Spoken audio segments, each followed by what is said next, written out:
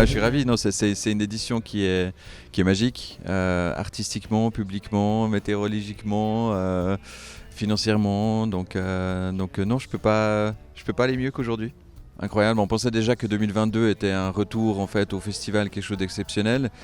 Là, une programmation très forte dans les deux salles, quasiment 90% de taux de remplissage au Stravinsky sur les 16 soirs, qui est hallucinant, et plus de 80% au Lab, ce qui est, pour ma part, ça fait quand même un certain nombre d'années que je suis là, du jamais vu. Le festival, c'est une chose, évidemment que le festival marche bien, et puis que je vois les sourires des gens, je vois l'enthousiasme des artistes, l'enthousiasme du public. Moi, c'est pour ça que je fais ce métier, c'est pour voir le bonheur sur le visage des gens. Puis quand en plus le festival se développe, qu'il va à l'international, qu'il y a plein de projets, qu'on a les spotlights qui vont revenir en hiver, qu'on a le festival de la Montreux Jazz Artists Foundation en automne, donc c'est plus que 2 semaines, ça n'est plus que 2 semaines de festival, c'est vraiment tout un écosystème qui vit toute l'année. C'est pas plus reposant, mais au moins c'est super excitant. I know. Well. I know it's killing you. Put your hands up for me one time. Je peux pas tout vous révéler encore aujourd'hui, parce qu'on va le révéler en octobre. Ce qu'on sait, c'est qu'on sera à Montreux, qu'on va être dans la même durée et qu'on va être dans le même format. C'est-à-dire c'est-à-dire une salle ou une scène de l'ordre de 4000 à 5000 places comme le Stravinsky, et puis une scène plus de 2000, plus toutes les scènes gratuites. Donc ce format-là, il va rester. C'est un peu la formule gagnante quand même à Montreux et dans la ville de Montreux. Après, la question, c'est où ? Et ça, je vous laisse patienter un tout petit peu. C'est pas 3 éditions, c'est pour nous 3 éditions en changement, en mouvement, parce que 2024, on sait qu'on est hors mur et donc on crée un nouveau setup. 2025, c'est un point d'interrogation quand même, parce qu'on ne sait jamais ce qui va se passer quand il y a des travaux de cette envergure-là. Va-t-on pouvoir revenir ou pas dans le bâtiment au bon moment ? Ça, c'est une vraie question, et comment on va s'adapter à ça ? Et puis 2026, on va revenir dans un bâtiment, mais qui sera complètement neuf et totalement différent. À part la salle du Stravinsky et du Maïs qui ne vont pas changer, du Lab, mais par contre toutes les zones de circulation, les terrasses, les bars, tout ça va changer. Donc on doit en fait quelque part réinventer le festival 3 ans d'affilée.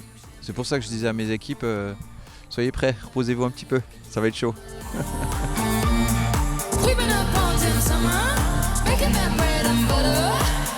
va faire 2 heures d'émission sur les moments forts. Oui, je reviens sur un certain nombre de moments que... À la fois ceux qui étaient très attendus, Sam Smith, qui nous a livré une partition de dingue, un magnifique concert. Les moments magiques, Chili Sofiane, qu'on attendait, mais on espérait qu'il se passe un truc, et puis ça s'est passé. C'est wonderful de prendre un bain de foule. C'est wonderful de prendre un bain de foule. C'est le fun en crise d'être un pur pianiste. C'est rébarbatif d'être faussement triste. Les concurrents sont éclatés au sol. Et puis ce concert de John Baptiste, artiste 5 Grammys, moins connu en Europe quand même, mais une salle comble, donc un public qui est là, qui est présent pour Jacob Collier et John Baptiste, qui est quand même une soirée un peu plus risquée en termes de programmation pour nous.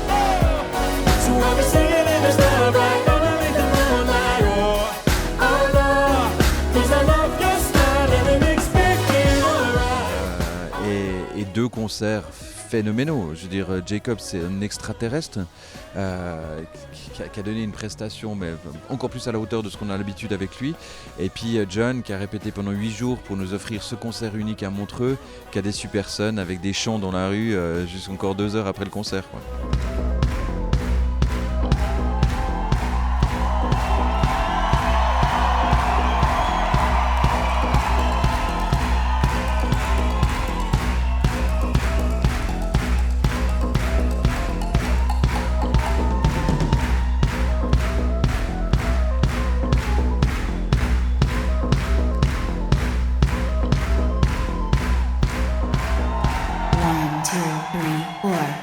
Where Legends Are Born, qui sont les légendes artistiques, qui sont les légendes urbaines, qui sont les légendes de ces moments uniques qui peuvent se passer comme ça s'est passé cette année.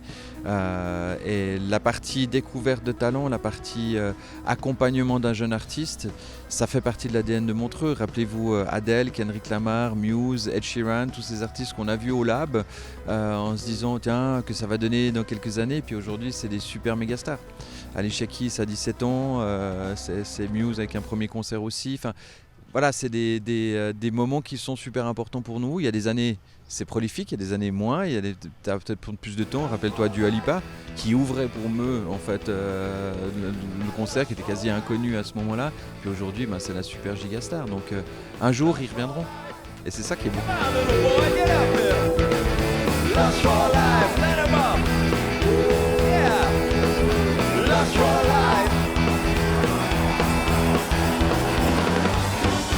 Just a modern guy. Of course I had it in my year before. I got lust for